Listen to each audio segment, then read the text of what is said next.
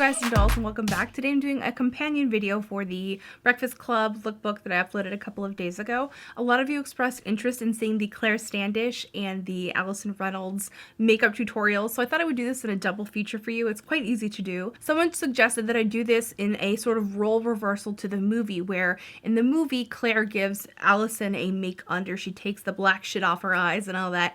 And instead today what I'm going to do is build upon the Claire makeup to get to the Allison makeup. It's very easy to do. They're both relatively minimal. They're both perfect expressions of 80s teenage makeup. A lot of times when we think of 80s makeup, we think of really outlandish, bold, crazy, awesome. But the truth is, like, your average everyday Midwest teenager wore something like this. Very simple, very minimalistic. Even Allison's makeup is quite minimalistic.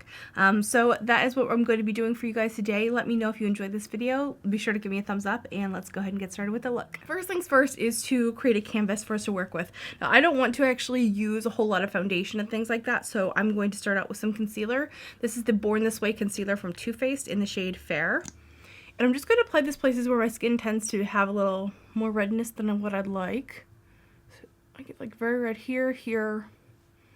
I don't want to apply too much of it on the cheeks because I want that natural flush to come through a little bit, but I do have some skin demons that I'd like to hide, so we'll go ahead and give them a little cover up, and a bit on my nose as well. Next, using a beauty blender, I'm just going to blend that out all over my face, making sure to get a really good blend with that because we're not applying foundation all over, so we're not going to have anything else to even out our face except for the powder we're going to use. So the powder that I am going to use is the NYX Stay Matte But Not Flat powder. This is one of my favorite powders, period. Forget the fact that it's drugstore, it's just one of my favorite powders. It really gives, and I'm going to say this phrase that's so overused, but it really does give a very natural skin-like look. This is one of the best inexpensive powders you can buy, in my opinion. I absolutely adore it. I'm using the shade Ivory.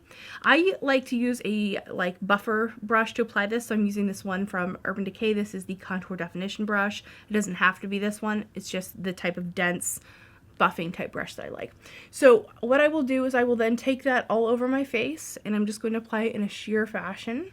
You can definitely get more coverage out of this, or you could even apply it with a powder puff and do like the press and roll method if you're not familiar with that. I'm just going to use the sponge from the little compact. Get some powder on there, and then you press and roll, which is really great for pore coverage, but it gives you a bit more powder on the face than what I'm looking for, which is more of like a sheer wash of color. Just a little bit of evening out. Another thing I really like about this powder is it works really well for touch-ups throughout the day. Not all like foundation powders can really be used in this way. Sometimes they just make you cakier and cakier and cakier. And granted, if you're piling on layers and layers of anything, it's going to look cakey. But this one, I feel the texture of it and the finish of it really does lend itself well to reapplication. Okay, so now for my eyebrows. By the way, do you guys like my sick burn? Yeah. Curly iron. Okay, so the next step in this process is the eyebrows. Now, Molly's eyebrows are not like super like Instagram, like blocked out or anything like that. They're very naturalistic looking, but they are red to match with the hair. So I'm going to use a red pencil to give my natural brows a tint of red. This is a really good brow pencil for like a very true bright red color. I actually didn't like it very much when I had red hair because it was a bit much for me personally. Didn't quite match the red that I had, but you know what? It's perfect for this. I'm trying to give it a very soft shape here at the inner corner. And if you have very dark brows, you can find a way to modify this. You can do it with a deeper red color. You can use brow gels or things like that to actually coat the hair a bit more and make it look a little bit lighter. You can also use something like concealer to lighten up your own brow hair, or just skip it. Just go with your own natural brow color. It's not that big of a deal. I'm just trying to show you guys how to get that Molly Ringwald 1980s look. For the eyelids, I'm just going to use a bit of our concealer as a primer. So just put a little dot of that on each eyelid and then blend it out.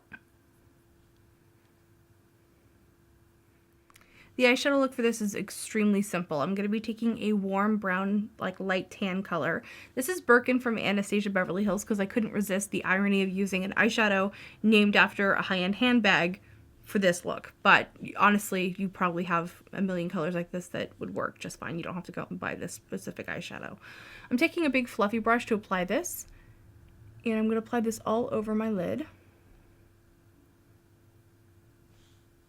Right up to the crease line, but not taking it any further than that. Using the same brush, I'll take a cream colored eyeshadow or a highlight of choice. This one happens to be Anastasia Beverly Hills Fresh, and I will blend that under the eyebrow. Next things next is a bit of brown eyeliner. Now, Claire's character has very light eye makeup, so this is going to be extremely, extremely minimal. What I will do in the upper lash line is just sort of wiggle it in there and dot it a bit. Open up my eye to make sure I'm not doing too much, and then just take my little ring finger and blend it in. The eyeliner that I'm using today is from Makeup Forever. This is the Aqua XL in the shade D62. It has a bit of sparkle to it, which helps to add a little bit more light to the eye. And then also on the bottom lashes, but very minimally. So next I'm going to use mascara, and this Clinique one's really cool. It has like a little thing where you can twist it and you'll get like a different amount of mascara. So I normally have it on the highest amount because I want volume. But for this look, I'm going to go ahead and twist it down to the least amount of volume. And then paint on the lashes.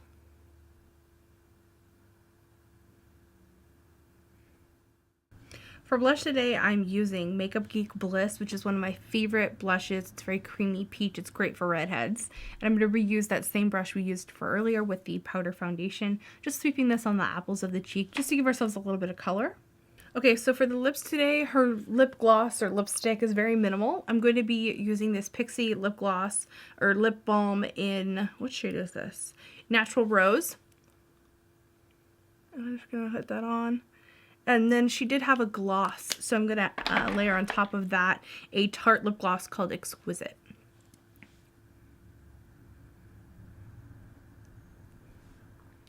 So that about does it for the Claire Standish character. Of course, this character would be nothing without the diamond earrings, so I'm going to go ahead and put those on right now. So there you have it. That is the Claire Standish character makeup tutorial. The hair is an Art of Wigs wig that I got that was very, very long, and it was actually super curly. I cut it to fit the character, and I think it actually worked out really well. Okay, so now to switch from the Claire character to the Allison character, I'm going to do a quick wardrobe and wig change. I'll be right back. So the first things first is to get this damn lip gloss off, because Allison's not wearing any lip gloss. I love the basket case character. She cracks me up. So the first thing that I'm going to do is actually use a bit of powder to soften the effect of the blush. Since Allison was a bit more wan, she wasn't wearing as much blush, so we're just going to use that powder foundation just to knock it down a peg or two. She wasn't like full on goth or anything, which is why I'm not going to like totally redo the makeup. Still pretty naturalistic looking. So the main thing here is the black shit on her eyes, the black eyeliner. So the main focus for me here is to not do a whole lot on the upper lid and to concentrate it mostly on the lower lid. So this is what I did. I actually started out by just lining out the lower lash line very delicately. Not doing a whole lot just yet. And then I'll take a smudgy brush. This one's also from Urban Decay. This is called the Eyeshadow Contour. I'll give that a smudge. And then I will do the inner rim.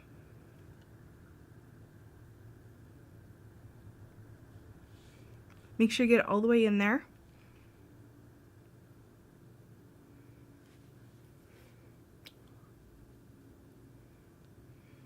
And just make sure it's really smudgy. I noticed that her eye makeup, it wasn't particularly heavy necessarily, but it was definitely black and it was definitely smudged out like you see here. And then I'll just do a little bit of dotting on the upper lash line, similar to what we did with the Claire character, but here we're using a super inky black liner, so it's going to give us a totally different effect.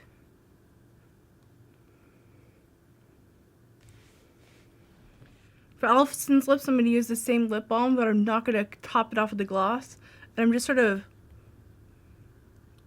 lightly booping it onto my lips. You could add a little mascara, but honestly, that's really all that's required for the Allison look. You could also take a brown, I'm going to use the same liner that I used for Claire, and I'm going to use that to darken the eyebrows. So there you go, that is the basket case tutorial as well as the princess. I hope that you guys enjoyed this video. Please let me know what you think of this double feature. These are very minimal, easy looks to do. This would make such a great group costume, particularly since there are male characters. There are some that don't even require makeup. I would love to see if you guys ever recreate any kind of Breakfast Club cosplay. Please just tag me, Vintageortacky. I would love to see it. Anyway, I'll see you guys in my next video, and remember to be Vintageortacky. Just be your own kind of beautiful. See you, bye!